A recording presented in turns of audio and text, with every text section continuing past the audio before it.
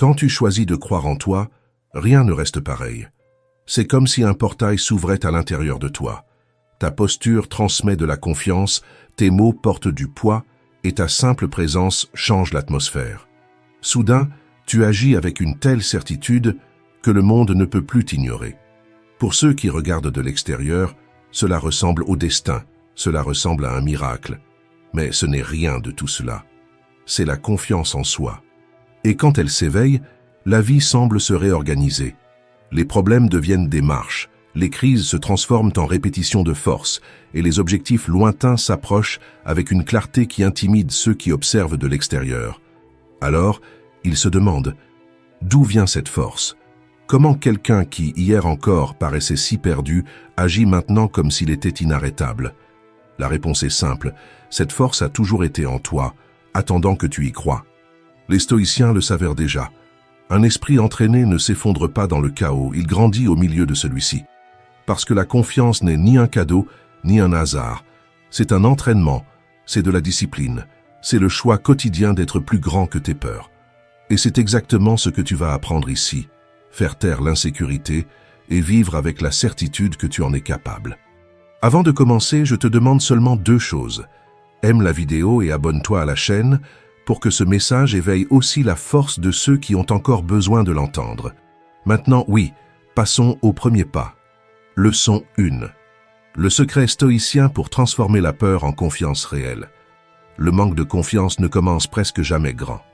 Parfois, c'est une critique qui résonne trop fort, une erreur que vous n'avez pas réussi à oublier, ou une comparaison injuste qui est restée gravée. Peu à peu, ces fragments deviennent un mur invisible, et vous finissez par croire que vous n'êtes pas capable. Et quand cela arrive, l'esprit commence à déformer l'avenir.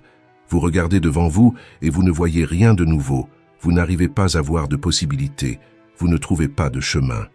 Tout semble déjà décidé, que vous allez continuer à rester prisonnier des mêmes erreurs, à répéter les mêmes défaites, à porter la même sensation d'impuissance. C'est le plus grand poison du manque de confiance. Il ne vole pas seulement votre force dans le présent, mais il bloque aussi votre capacité d'imaginer un avenir différent. Mais la racine du problème ne se trouve pas dans ce qui s'est passé, mais bien dans l'endroit où vous mettez votre attention.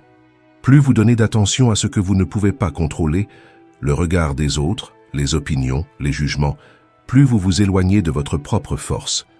Les stoïciens le savaient déjà.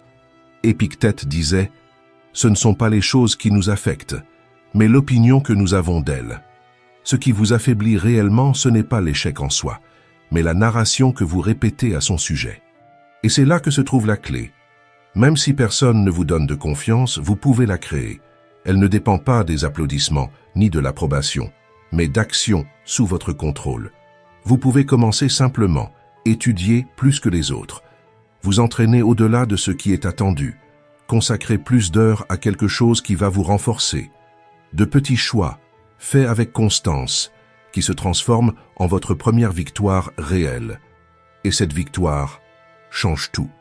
Parce que la confiance ne naît pas d'un miracle, elle naît de preuves concrètes que vous vous donnez à vous-même. Un résultat, si petit qu'il puisse paraître, génère un élan puissant. Cet élan crée du mouvement, crée de l'énergie, crée une nouvelle histoire. Et quand vous maintenez ce cycle, victoire après victoire, vous devenez inébranlable. Souvenez-vous de ceci, vous n'avez pas besoin de 100 victoires pour commencer. Vous avez besoin d'une seule. Une victoire suffit déjà pour allumer la flamme de la confiance. Et le secret est de protéger ce feu, de l'alimenter chaque jour, car c'est de là que naît la force qui transforme votre vie. Laissez dans les commentaires un emoji de flamme, comme un symbole du feu de la confiance que vous avez décidé d'alimenter à partir d'aujourd'hui. Leçon 2. Entraîne ta compétence et ton mérite. La confiance en soi repose sur 2 piliers fondamentaux, se sentir compétent et se sentir digne. Tu crois en toi quand tu peux affirmer « je sais faire cela » et aussi quand tu ressens « j'ai fait suffisamment d'efforts pour mériter ce résultat ». Mais ce qui détruit ces piliers, ce n'est pas seulement une erreur, c'est l'interprétation que tu lui donnes. Imagine, tu salues quelqu'un dans la rue, la personne ne répond pas et en quelques secondes, ton esprit s'emballe. Qu'est-ce qui ne va pas chez moi? Est-ce que je n'ai pas de valeur? Le problème, Ce n'était pas la scène, c'était l'histoire que tu t'es racontée à son sujet. La même chose arrive dans des situations plus importantes, comme une présentation au travail. Tu bloques, tu oublies quelque chose, tu as l'impression de ne pas avoir bien fait. Au lieu d'analyser avec clarté, je ne me suis pas assez préparé, ce sujet ne m'inspire pas, ou aujourd'hui je n'étais simplement pas à mon meilleur niveau, tu généralises, je n'ai pas de courage, je ne suis pas capable, je ne suis pas fait pour ça. Et quand cette conclusion est répétée au fil du temps, elle cesse d'être une simple pensée et commence à se transformer en ton identité. C'est comme si tu construisais le puzzle de ta confiance en toi uniquement avec les mauvaises pièces. Chaque rejet, chaque critique, chaque erreur mal interprétée devient une pièce ajoutée. Et, après des années à répéter ce schéma, le portrait qui apparaît devant toi est une image déformée, incomplète, faite seulement d'échecs. La science confirme ce processus. Le professeur Jerome Kagan de Harvard a montré que tous les enfants naissent naturellement extravertis. C'est à travers des expériences douloureuses, des rejets et des interprétations erronées que l'insécurité s'installe. Le cerveau, pour te protéger, enregistre ses souvenirs et crée un mécanisme automatique, des pensées de peur. Ça va mal tourner, tu vas échouer, mieux vaut ne même pas essayer. Non pas parce que tu es incapable, mais parce que ton esprit a appris à associer action et danger. C'est comme être enfermé dans une cellule sans barreaux. Rien ne t'empêche de sortir, sauf la peur que tu as toi-même appris à obéir. Les stoïciens avaient déjà averti de cela. Marc Aurèle écrivait « Si tu es affligé par quelque chose d'extérieur, la douleur ne vient pas de la chose en elle-même, mais du jugement que tu portes sur elle, et tu as le pouvoir de le révoquer à tout moment. La confiance en soi ne se perd pas dans les faits, mais dans les conclusions que tu en tires. C'est l'une des plus grandes clés du stoïcisme, le pouvoir du jugement. C'est lui qui définit si une expérience sera une prison ou un apprentissage. Le même événement peut être interprété comme un échec humiliant ou comme une leçon précieuse. Et la différence ne réside pas dans ce qui s'est passé, mais dans le filtre que tu as utilisé pour regarder. Si ton esprit est un labyrinthe où tous les panneaux indiquent l'échec, tu peux avoir la sortie juste devant tes yeux, et pourtant ne pas la voir. Quand tu te trompes et que tu dis « je ne suis pas fait pour ça », le jugement t'emprisonne. Mais quand tu dis « c'était difficile, mais je peux m'améliorer », le jugement te libère. C'est le même événement, seulement raconté différemment, et c'est exactement là que tu dois agir.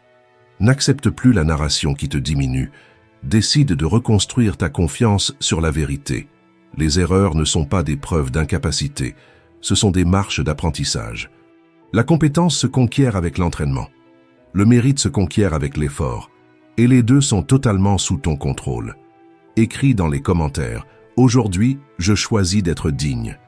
Parce qu'à chaque fois que tu changes ton jugement, tu récupères un morceau de ta force. Leçon 3. Créer de nouvelles croyances. Parfois, le plus grand ennemi n'est pas à l'extérieur, mais à l'intérieur de votre propre esprit. C'est cette voix qui apparaît au moment où vous vous trompez, où vous êtes rejeté ou lorsque vous échouez dans quelque chose d'important, et qui murmure « Tu n'es pas assez bon. Tu n'y arriveras jamais. » Cette voix semble convaincante, mais ce n'est pas la réalité. Ce n'est qu'un reflet déformé, un mensonge répété si souvent qu'il finit par sonner vrai. Pensez-y comme à une alarme trop sensible. Elle se déclenche même lorsqu'il n'y a aucun danger. Vous vous trompez une fois et l'esprit déclenche l'alarme. Ne réessayez pas. Vous êtes rejeté et l'alarme sonne. Mieux vaut ne plus s'exposer. L'intention est de protéger, mais l'effet est de vous emprisonner. Votre cerveau ne cherche pas à vous rendre heureux, il cherche à vous maintenir en sécurité. Et lorsqu'il associe la douleur à une action, il crée un mécanisme de défense appelé croyance limitante. Une croyance limitante est comme une chaîne invisible. Vous pouvez marcher, mais jamais très loin. Et le plus cruel, c'est que cette chaîne n'a pas été créée par les faits, mais par l'interprétation que vous leur avez donnée. Réfléchissez à cela. Une présentation où vous avez perdu vos moyens ne signifie pas « je ne suis pas fait pour parler en public ». Cela signifie simplement « je dois mieux me préparer ». Une relation qui s'est terminée ne signifie pas « personne ne m'aimera ». Cela signifie « cette expérience m'a montré ce que je dois apprendre pour aimer de manière plus mature ». La douleur n'est pas dans l'événement, mais dans l'étiquette que vous lui collez. Voilà la clé. Les stoïciens le savaient. Marc Aurèle rappelait « Notre vie est ce que nos pensées en font ». La voix critique qui vous rabaisse n'est pas la réalité, ce n'est qu'une pensée répétée si souvent que vous avez fini par y croire. Le processus pour briser cela est simple mais puissant. Premièrement, détectez l'émotion. Demandez-vous, qu'est-ce que cette situation éveille exactement en moi? La peur d'être rejeté, la honte d'échouer, la colère de ne pas avoir le contrôle. Nommer l'émotion, c'est comme allumer une lumière dans une pièce sombre. Soudainement, vous voyez ce qui vous dominait sans que vous ne vous en rendiez compte. Deuxièmement, identifiez l'origine. Quand avez-vous ressenti cela pour la première fois? Peut-être dans l'enfance lorsqu'on vous a ridiculisé, peut-être lors d'un échec qui vous a profondément marqué. Ce souvenir ne définit pas qui vous êtes aujourd'hui, mais tant qu'il n'est pas reconnu, il continuera de diriger vos pas dans le silence. Troisièmement, réinterpréter. Chaque erreur peut être racontée de deux façons, comme une condamnation ou comme un apprentissage. Si vous avez échoué en public, cela ne signifie pas « je ne suis pas fait pour ça ». Cela signifie simplement « je dois mieux me préparer » ou « cette expérience m'a montré un point à développer ». La réalité ne change pas, mais le récit change tout. Quatrièmement, transmuter. La douleur porte une énergie, et cette énergie peut vous écraser ou vous propulser.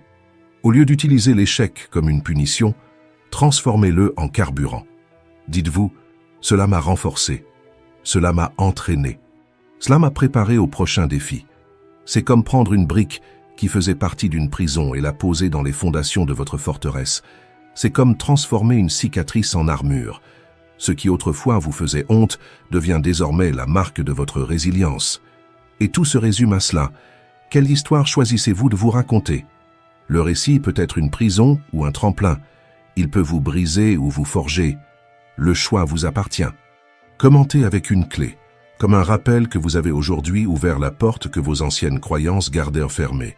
Leçon 4. Quand tu lâches le contrôle, la vie montre le chemin. Le plus grand ennemi de ta réussite n'est pas l'échec, c'est l'attachement au résultat. Depuis l'enfance, nous avons été formés à mesurer notre valeur par ce que nous atteignons et non par ce que nous apprenons. Une mauvaise note n'était jamais seulement « j'ai raté quelques réponses », mais devenait « je ne suis pas bon en mathématiques ». Un rejet n'était jamais seulement « l'autre personne n'était pas disponible », mais plutôt « je n'ai pas de valeur ». Cette distorsion nous accompagne toute notre vie. Tu te consacres à un projet, mais si tu bloques à un moment, tu conclus « je ne suis pas fait pour ça ». Tu veux parler à quelqu'un et si tu reçois un non, tu penses déjà « je ne vaux rien, je ne suis pas digne ». La douleur ne vient pas du fait en soi, mais du poids que tu donnes au résultat. Mais la confiance ne naît pas de réussite isolée. Elle naît de la répétition constante. Es-tu nerveux à l'idée de te brosser les dents? Bien sûr que non. Pourquoi? Parce que tu l'as déjà fait des milliers de fois. C'est la pratique répétée, effectuée jour après jour, qui crée une sécurité inébranlable. Et il en va de même pour n'importe quel domaine de ta vie.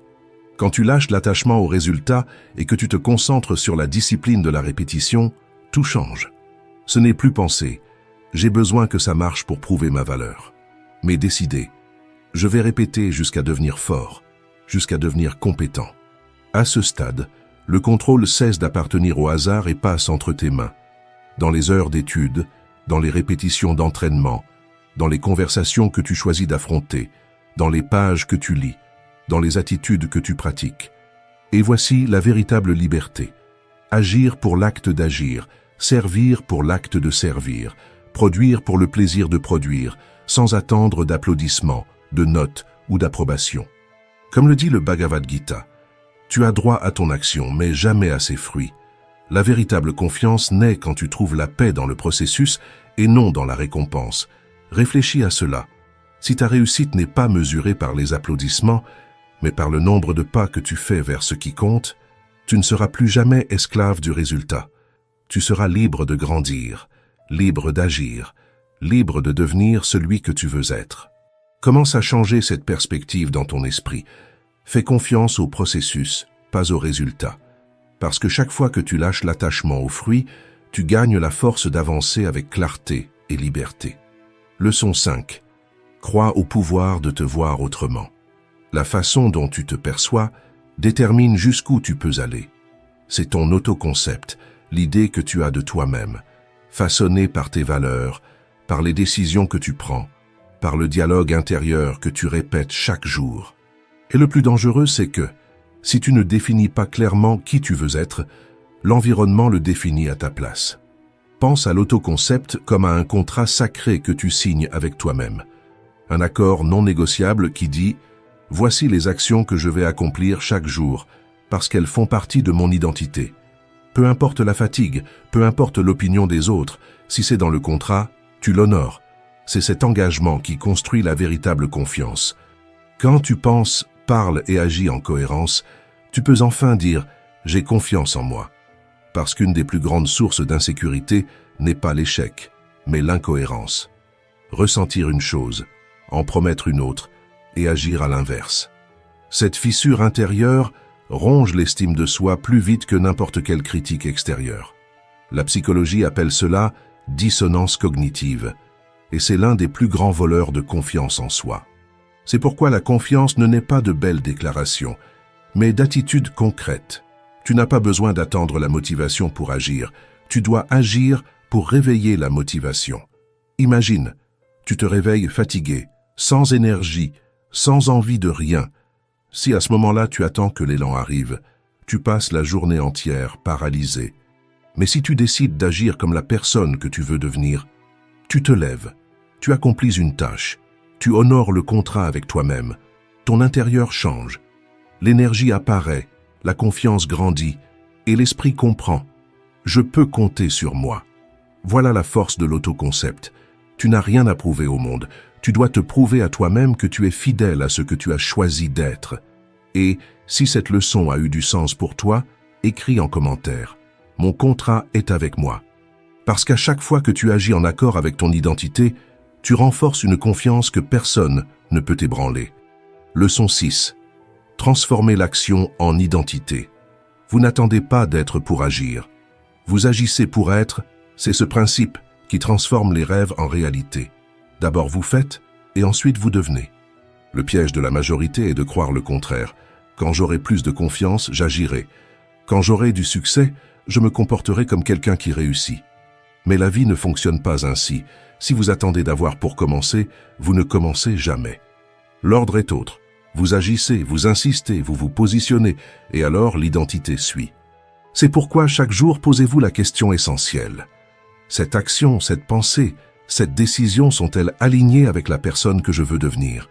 Si la réponse est oui, vous êtes sur le bon chemin. Si c'est non, ajustez immédiatement votre posture, car chaque attitude que vous prenez est une brique dans la construction de votre moi idéal. La Bible elle-même enseigne ce principe avec clarté. Dans Matthieu, il est écrit « À celui qui a, on donnera et il aura en abondance. Mais à celui qui n'a pas, on ôtera même ce qu'il a. » Ce n'est pas seulement une leçon sur les biens matériels, c'est une loi universelle sur le mouvement et l'inertie. Celui qui agit déjà trouve plus de force pour agir. Celui qui cultive déjà la discipline découvre plus d'opportunités pour grandir. Celui qui se met en mouvement attire plus de mouvement.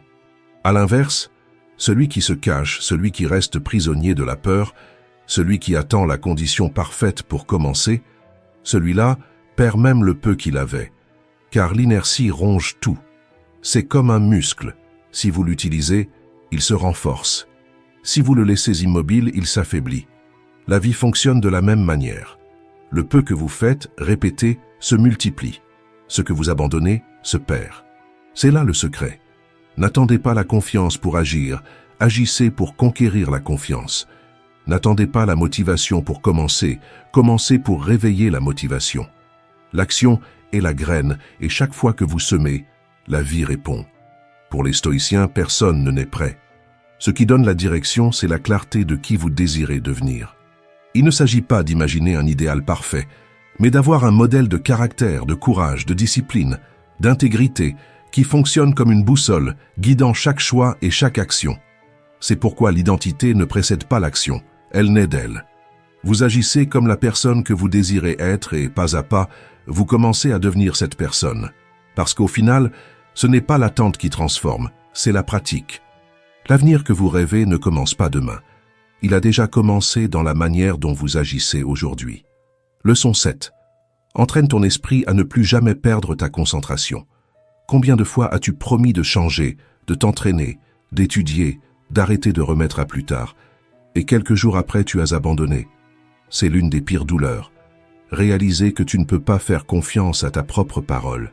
Chaque fois que cela arrive, ton esprit enregistre « ce que je promets, je ne le tiens pas ».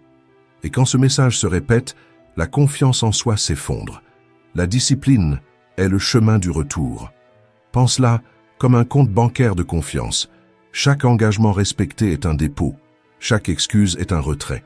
Avec un solde faible, tu hésites, tu te sabotes, tu doutes de toi. Avec un solde élevé, tu avances avec assurance, parce que tu as des preuves, pas seulement du désir. Un fleuve ne traverse pas la roche parce qu'il est fort, mais parce qu'il ne cesse de couler. La discipline est ce flux. De petites actions répétées chaque jour ouvrent un passage là où tout semblait impossible. Ce n'est pas un spectacle, c'est la constance. Ce n'est pas la chance, c'est la direction. Pour les stoïciens, cela portait un nom, la maîtrise de soi. Le respect de soi ne naît pas de phrases motivantes, mais du fait d'agir conformément à ce qui est juste, surtout quand il serait plus facile de céder. La confiance que tu cherches n'est pas la cause de la discipline, elle en est la conséquence. Quand tu tiens ce que tu as décidé, l'esprit apprend « je peux compter sur moi ».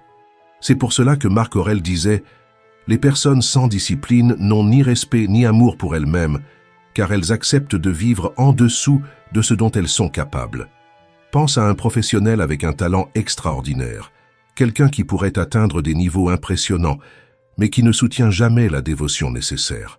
Il commence un projet plein d'énergie, mais abandonne à la première difficulté. Il fait des plans grandioses, mais échange l'engagement contre des distractions faciles. Le résultat, ce qui pourrait devenir grand devient simplement une promesse de plus non tenue. C'est comme vivre de retrait sans jamais faire de dépôt. Tôt ou tard, le solde tombe à zéro